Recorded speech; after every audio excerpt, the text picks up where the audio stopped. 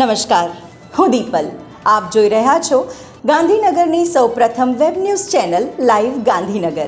તો આવો નિહાળીએ આજનું જીવતું ધબકતું ગાંધીનગર લાઈવ ગાંધીનગરની નજરે.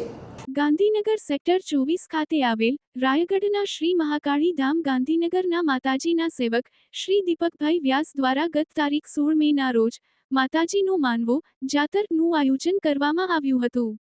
આ શુભ અવસરે આવેલ ભુવાજીઓને અપાતી પહેરામણીની રકમને સત્કર્મમાં ખર્ચ કરી હતી અને તેમાંથી 5 પરિવારને સિલાઈ મશીન અને 31 પરિવાર અને 2 મહિના ચાલે તેટલી અનાજની કીટ અર્પણ કરવામાં આવી હતી. પહેરામણીની રકમ 1,25,000નું સેવાકીય પ્રવૃત્તિમાં ખર્ચ કરીને એક ઉમદા ઉદાહરણ પૂર્ણ કર્યું છે.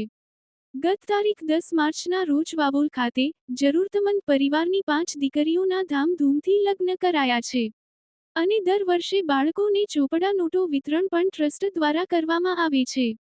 અનાજની કીટ વિતરણ વખતે ગામ વેડા ખાતે એક બા કે જેઓ નિરાધાર છે અને એકલા રહે છે. તેમના કાચા ઘરમાં લાઇટ કે પંખો નથી અને પતરામાંથી પાણી ટપકે છે. આ પરિસ્થિતિને જોતા આ ચોમાસા પહેલા બાને ઘરનું ઘર કરી આપવાની પહેલ સત્કર્મ ચેરિટેબલ ટ્રસ્ટ દ્વારા ઉપાડવામાં આવી છે અને તે સત્કર્મમાં ઘણા ભાવિક પરિવારનો સાથ સહકાર મળેલ છે. સર્વાંગી બાળવિકાસ ક્ષેત્રે કાર્યરત સેક્ટર 29 સ્થિત ચિલ્ડ્રન્સ રિસર્ચ યુનિવર્સિટી દ્વારા જન્મથી 3 વર્ષના બાળકોના સર્વાંગી વિકાસ માટે શિશુ પરામર્શન કેન્દ્ર કાર્યરત છે. ઉનાળાની રજાઓ દરમિયાન જન્મથી 3 વર્ષના બાળકોના વિકાસ અંગે ચિંતિત માતા પિતાને માર્ગદર્શન અને બાળકોને સર્જનાત્મક પ્રવૃત્તિઓ સાથે જોડવાના હેતુથી શિશુ પરામર્શન કેન્દ્ર દ્વારા વિશેષ નિઃશુલ્ક સમર બેચ શરૂ કરવામાં આવી રહી છે. આ સમર બેચ તારીખ 18 મે 2026મી તારીખ 29 મે 2026 દરમિયાન યોજાશે. સમર બેચમાં વાલીઓને શિશુ કાઉન્સેલિંગ, રમતગમત, બાળગીત, બાળવાર્તા, અભિનયગીત જેવી વિવિધ પ્રવૃત્તિઓનું માર્ગદર્શન આપવામાં આવશે. સમગ્ર કાર્યક્રમ તદ્દન નિઃશુલ્ક રાખવામાં આવ્યો છે.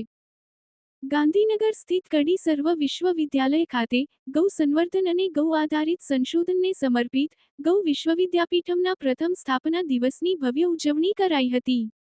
કાર્યક્રમ દરમિયાન ગૌ વિજ્ઞાન, પંચગવ્ય સંશોધન અને ગૌ સંવર્ધન ક્ષેત્રે શિક્ષણ તથા સંશોધનની નવી દિશાઓ અંગે વિસ્તૃત ચર્ચા અને મંથન કરવામાં આવ્યું હતું. આ પ્રસંગે રાજ્યના શ્રમ કૌશલ્ય વિકાસ અને રોજગાર મંત્રીએ સંસ્થાના પ્રથમ વર્ષ પૂર્ણ થવા બદલ તેમને શુભેચ્છાઓ પાઠવી હતી. આ સાથે તેમણે મોરબી ખાતે પંચગવ્ય સંશોધન કેન્દ્ર અને 200ની વધુ ગાયો માટે ગૌ હોસ્ટેલ સ્થાપવા માટે આમંત્રણ પણ આપ્યું હતું. પૂર્વ શિક્ષણ મંત્રી શ્રી ભૂપેન્દ્રસિંહ ચુડાસમાએ ગૌ વિશ્વવિદ્યાપીઠમ દ્વારા શરૂ કરાયેલા ઓનલાઈન અભ્યાસક્રમો અને ગૌ પંચગવ્ય પ્રોડક્ટ વિતરણ પોર્ટલની કામગીરીને પણ બિરદાવી હતી. કડી સર્વ વિશ્વવિદ્યાલયના ચેરમેન શ્રી વલ્લભભાઈ એમ પટેલે શુભેચ્છા સંદેશ પાઠવી હતી. ડોક્ટર ભાવિન પંડ્યાએ ગૌશાળા સંવર્ધન, ગૌ પંચગવ્ય, ગૌ વૃદ્ધિ વિકાસ અને 21 સૂત્રીય કાર્યક્રમોની માહિતી આપી હતી. ગ્વાલિયરના સ્વામી શ્રી ઋષભદેવાનંદજીએ ગાયને માનવજાત માટે ઈશ્વરની અમૂલ્ય ભેટ ગણાવી ગૌ સંવર્ધનના આરોગ્યલક્ષી અને સામાજિક મહત્વ પર વિશેષ પ્રકાશ પાડ્યો હતો.